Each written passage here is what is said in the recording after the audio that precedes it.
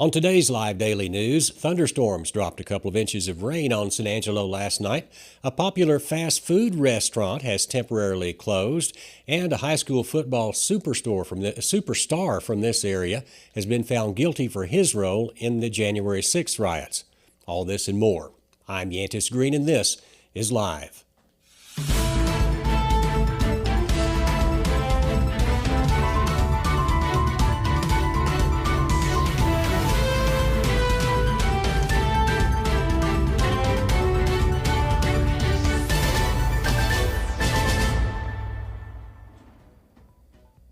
This show is brought to you today by Hartman Roofing. Just like the live daily news show, Hartman Roofing are the local guys you can trust. Don't believe me? Well, at Hartman Roofing, the proof is in the roof. From residential houses to commercial buildings, Hartman Roofing is the roofing company you can trust to do the job right the first time. To get a quote today, call Hartman Roofing at 325-653-2888. And some prayers have been answered in a big way as rain fell across the Concho Valley last night, and a lot of it. Thunderstorms developed after midnight, and out at the weather station on Knickerbocker Road, they recorded that storms dropped about 2¼ inches of rain in San Angelo proper. Of course, rains means flooding, which is what happened out in northern Tom Green County. The Sheriff's Office the Tom Green County Sheriff's Office issued a warning about that low water crossing on Post Oak Drive across the North Concho River due to flooding. The North Concho was flooding last night and early this morning. After getting a decent amount of rain last night, one might have wondered if something had to do with the Whataburger being shut down on Sherwood Way today. Thankfully, though, the storms had nothing to do with that. Crews have actually shut down the popular restaurant as they remodel inside the fast food joint. Work is expected to be done, according to the restaurant, by September 22nd, which is next week. The two other locations in San Angelo, the one over on Knickerbocker Road and then the one out on North Bryant, are still open. And construction crews are still hard at work on getting that brand new fourth Whataburger location open in front of Kohl's there on Sherwood Way next to Sam's. In crime news, a San Angelo man has been indicted for shooting 2 children with a pellet gun. 43-year-old Julio Arsenso Mejia has been indicted by a Tom Green County grand jury on 2 counts of injury to a child. Arsenso Mejia is accused of shooting the children with a BB gun and pellet gun. He has allegedly shot one child in the leg after having a sort of a back and forth with the child, and then he hid under some clothes in a closet and shot the older one in the leg.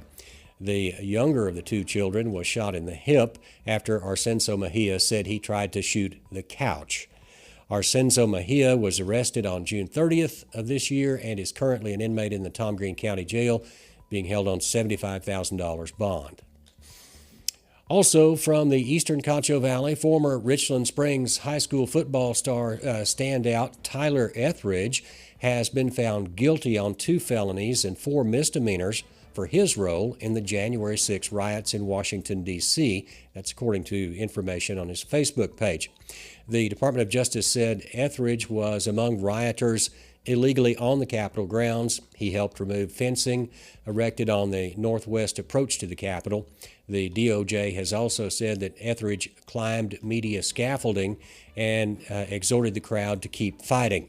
Etheridge faces a possible $500,000 fine and 27+ years in federal prison. That sentencing will come later.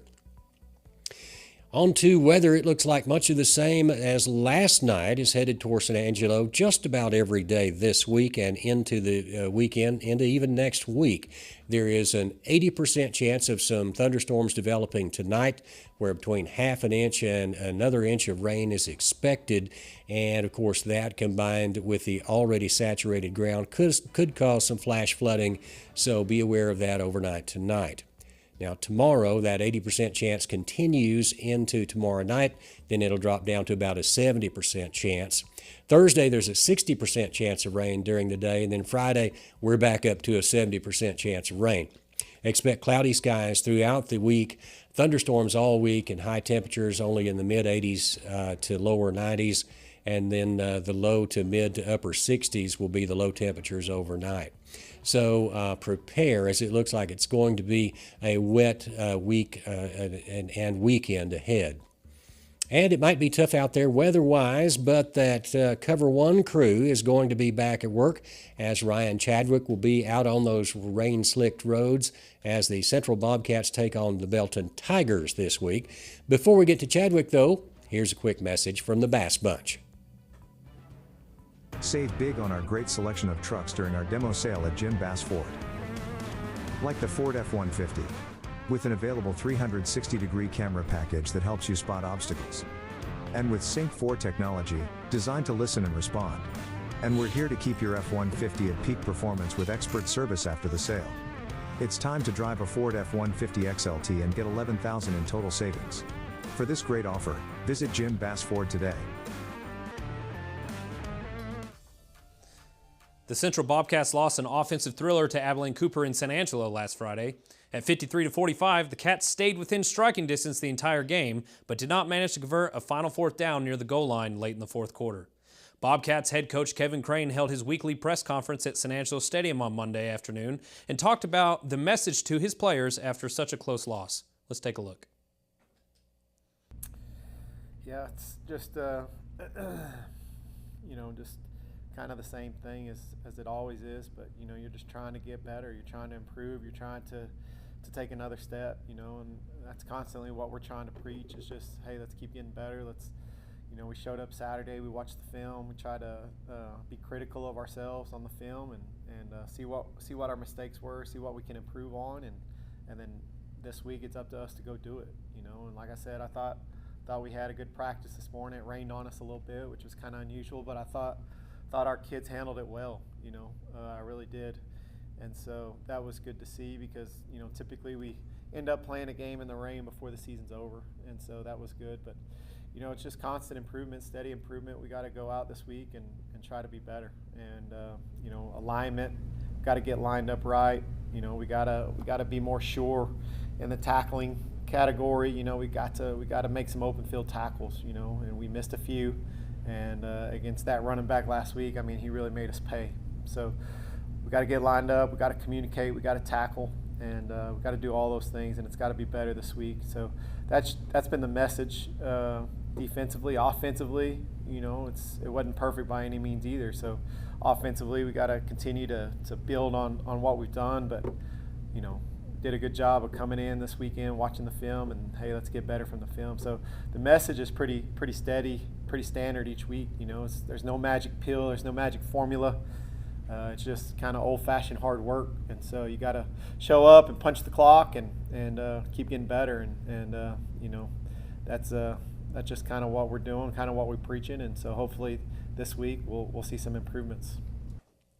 The Cats need to shake off the loss quick as they hit the road this Friday. Central hopes to bounce back this weekend as they travel to Belton to take on the Belton Tigers. Kickoff is scheduled for 7 p.m. This Central Bobcats coverage is brought to you by our friends over at Angelo Bolt. And of course, for more sports around the Concho Valley and beyond, be sure to check in every day at sanangelolive.com/sports. When it comes to unique pieces you can't find anywhere else, Kano's Diamonds and Coins is your one-stop shop. With over 24 years in the diamond and coin industry, Kano's Diamonds and Coins is West Texas's choice for diamonds, jewelry, coins, silver, and gold. Owner Bill Cano stands by his work and offers free consultations, including estate jewelry. Don't just trust anyone with your valuables. Come see the staff at Cano's at 1016 West Beauregard in San Angelo. Well, welcome back. I'm Joe Hyde, and I'm joined here today with our state representative, Drew Darby. Drew Darby, thank you for coming on our show today. It's my pleasure, Joe. I have a lot of questions to ask you. We haven't talked probably in a year on our show, and I'm sure everyone out there in the audience was going to want to hear some of these things. The most important thing is, we got a trial going on in Austin. Can you say anything about the Ken Paxton trial? I'm currently, and other legislators are under a gag order from the lieutenant governor, and so I can't comment on the trial. So the lieutenant governor can tell a state rep to shut up. Yes, essentially, yes. And he can put a fine on it. I think the fine is $500, and I think there's a period of incarceration, too, if we violate that order. So I want to stay out of jail. So I can't, if I ask you any more, we're risking prison time if we. We are in a fine. Okay. So Can you talk around the edges about it? I can't talk about the trial or the merits of the case or any of that. Even though, we were clearly I'm a part of that, but I cannot talk about the merits of the trial. Well, one of the things that's interesting to me, because I'm in the media, is I've been watching the social media world kind of swirl, and the Paxton trial has really brought some of that up, where there seems to be a lot of activity online, pro-Paxton primarily, but there's pro and anti, but there's mostly pro-Paxton stuff online. But you go look in the galleys of the Senate, there's no one there. There's no one there, and that astounded me. I thought those tickets would be very, very important to have, and people would want to watch it live, and it just has not happened. But what you're seeing is online, you're seeing these proclamations of support for Paxton. And it almost seems like if you're, looking at my Twitter feed, for example, that everyone's, thinking this is a grand conspiracy against the right wing of the Republican Party. This has become a rhino Republican versus true conservative kind of fight. And this is for the heart and soul of the Republican Party. And all these people that are online are for the heart and soul, which is the conservative right wing, Trumpian MAGA wing of the Texas Republican Party. What I have noticed, I've done a lot of investigation, like Texas Monthly came out with a story about it, that interesting enough, Brad Parscale, who was Trump's digital media guy, right? He suddenly showed up in Midland, Texas with Tim Dunn. And Tim Dunn's put $5 million into this company called AI Advertising, which is somehow connected with Influenceable, which is a pay-for-tweet kind of operation, where the Texas Monthly signed up for it. I actually got the form. Okay. I didn't sign up for it, but I saw the form, the Google Docs form that you fill up and you put a as an influencer. As an influencer, Okay. yeah. And I was thinking, wow, to do this, and the Texas Monthly guy's smarter than me. He went ahead and did it, and he got paid $100 through like Vimeo or something by Brad Parscale's wife for posting a pro-Paxton tweet. Now, the reason why I don't want to go into the Paxton thing, the reason why I bring this up is the Texas legislature has a lot to do with what the Texas Ethics Commission says about how you report your campaigns. Now, I know as a candidate for county judge, all the fine print you had to put on your signs, and about how you had to put highway right away, all that's said, and you had to disclose in your finance statements who you're spending money with, who gave you money, that kind of thing. Yes. When you think that it would be important in the state of Texas for the Ethics Commission to have rules or laws where if you're being paid to tweet in favor of a politician, that you have to disclose it? Exactly, and I would bet that the next legislative session will include specific discussion on how on this issue and how do we deal with it. Certainly, disclosure is important. I think anybody that reads a tweet or another message needs to be aware that that person posting that post is being paid to do so. Does that affect your view of the message in that post? I would hope it would. I would think it does, because if you had this groundswell of support for one candidate, which is basically what this is, it's a political fight in the Senate. If you had this political support for Paxton, where is it in real life? It would be, those galleries would be full of supporters. Exactly, and I think one of the, this ties into another concern. I've listened to a couple of presentations recently about the impact of AI, not the company AI, as you just described. Artificial intelligence. Artificial intelligence, and the reality is they now have the ability, and have had for a period of time, the ability to duplicate our images, our digital images, just like we're doing now, alter them, change them, use our own words and our own voice to say things that we did not say. I am very concerned about that. I'm very concerned about the distortion of reality based upon an artificially generated image, likeness, or words that will distort our political perception. We're seeing AI play out in the realm of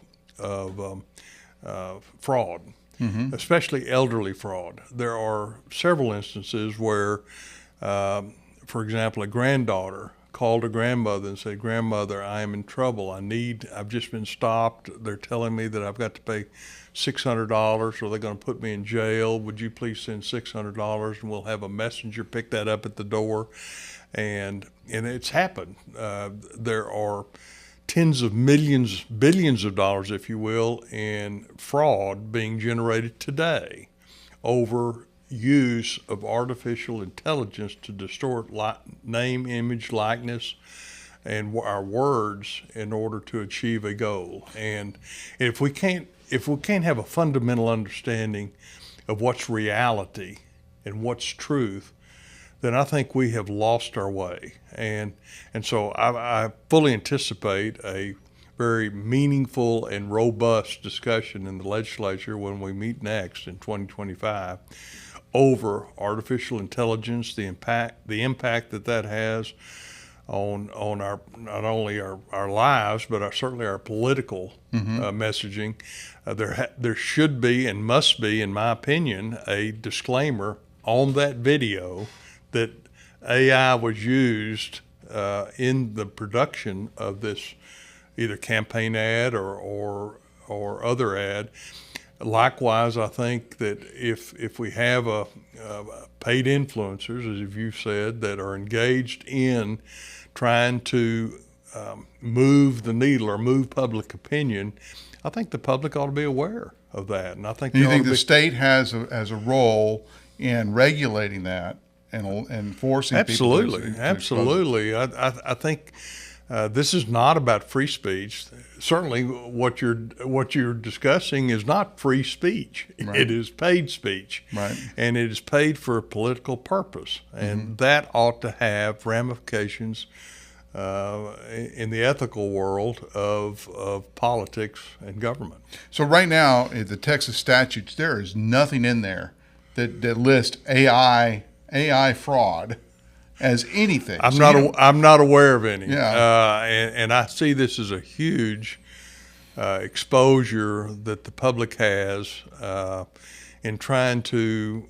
I mean, we all have seen movies about an AI brain that controls a spaceship and things like that, but the reality is that technology is here. They're using it to drive trucks on our freeways. Right. Thanks, Elon Musk. Yeah, they're using it to drive cars. I mean, it is here, and I think the state of Texas should embrace that it's here and try to deal with the consequences of that type of technology being available. After Paxton, after this whole ordeal is over, I predict the next big fight is going to be school choice and vouchers. But I would say after the trial process is through, then the governor has designs for us to come back, and we have about $5 billion already set aside in the budget.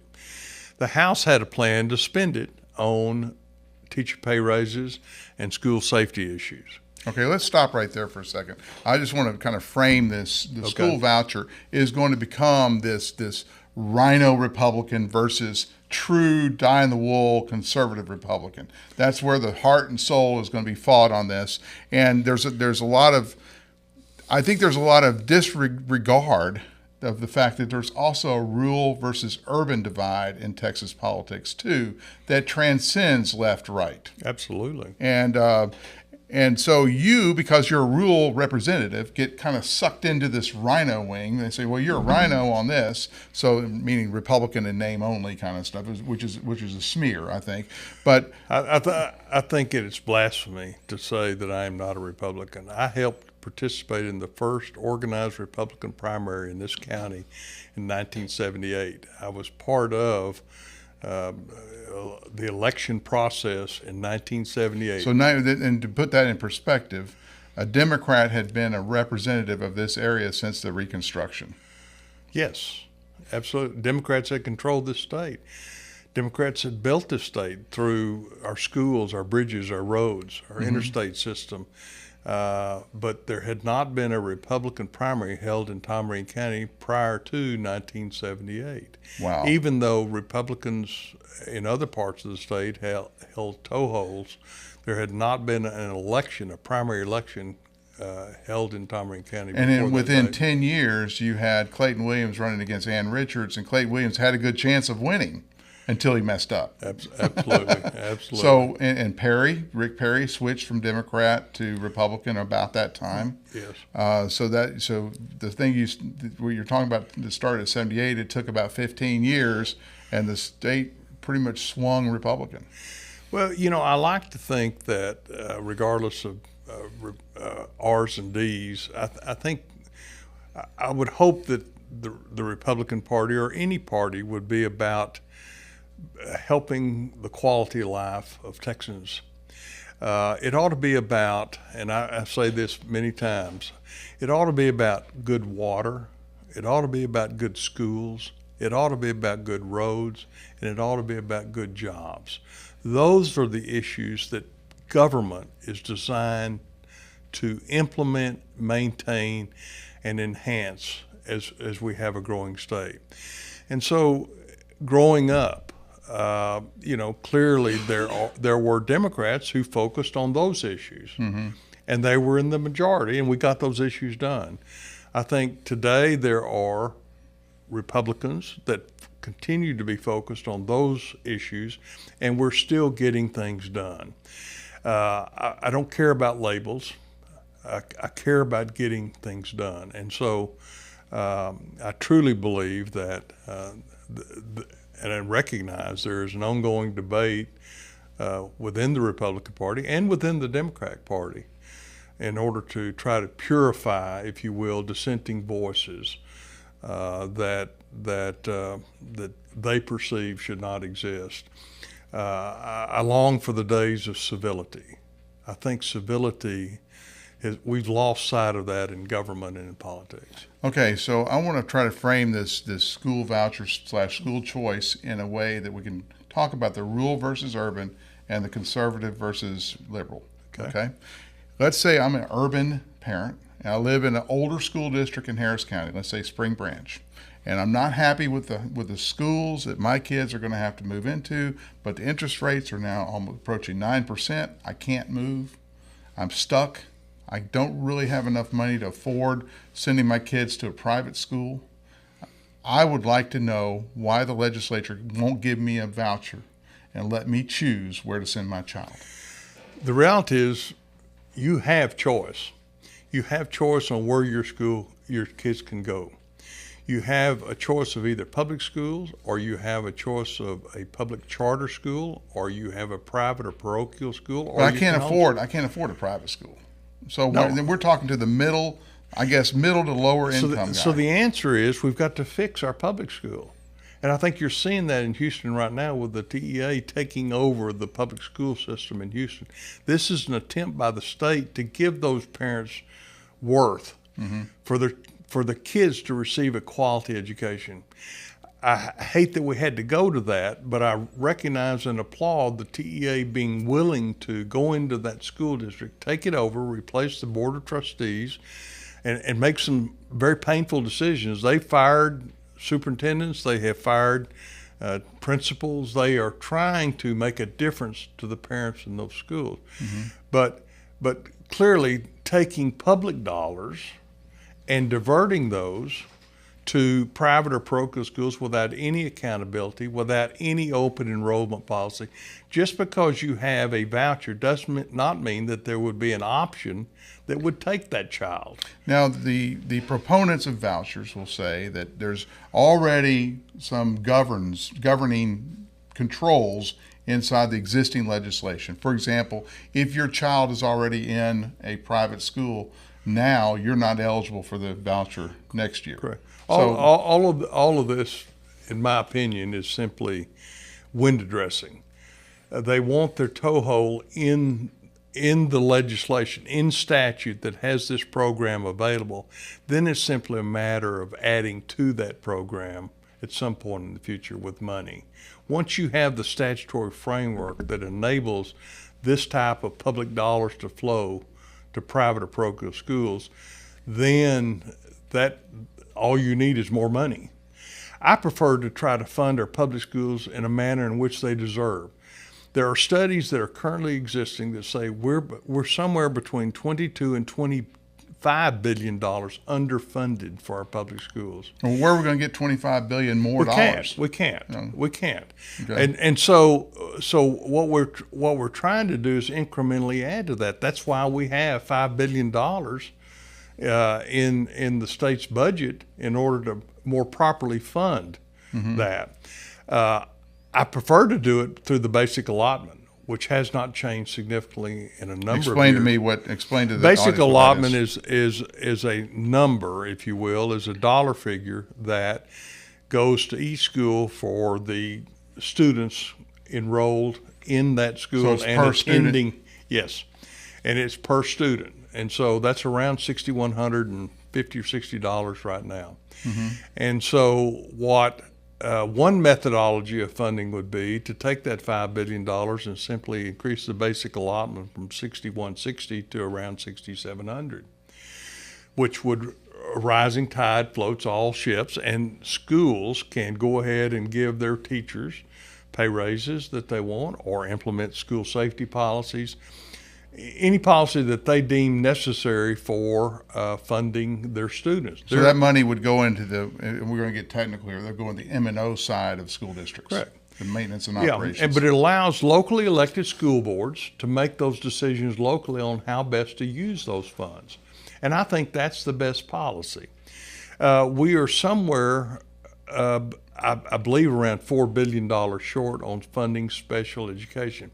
One of the things that is especially troubling to me that we are currently failing is the inability to properly fund schools for special needs kids that have learning disabilities, that they're behind the curve and they need additional help. The only real avenue of support those students have and parents have is through the public schools. But they require additional money, additional teachers, additional classrooms, additional technology, additional equipment. All of that is critically important for that student. We are underfunding that. We have those programs available now. We're just not funding them. So when people talk to me about vouchers, I am very supportive of additional funds directed especially for special needs kids. I'm for that. That program's already there. I just want to fund it. But what I don't want to create is the ability to move those dollars. You brought it up. Houston, we have some failing school districts. Right. So the argument is, well, let's just create another program to allow parents in failing schools. When you're saying another program, the voucher framework. The voucher framework. And vouchers, when people talk about, quote, school choice, and they have done a remarkable job of trying to couch the discussion in terms of choice, school choice. Which parent would be against school choice? You want parental choice, and they have parental choice. Locally here in San Angelo, we have wonderful choice. We have a wonderful school system, public school system. We have a wonderful public charter school. We have wonderful parochial and religious schools. But the problem is the middle class, lower middle class parent cannot afford to send their kid to the Catholic school or Cornerstone. They're expensive. So they're saying if we get this voucher, it's going to be affordable for everyone. And so now that low-income kid has a chance. Well, that sounds wonderful, and I recognize that argument. The reality is, when I talk to those private schools and parochial schools, and say, you realize that if our money comes to you, then it's open enrollment. You'll have to take a special needs kid that shows up at your school. Or a kid with behavioral problems. Right. Or, you'll have to account. You'll have to test Public schools have to test to see where they are in the spectrum of learning. Mm-hmm.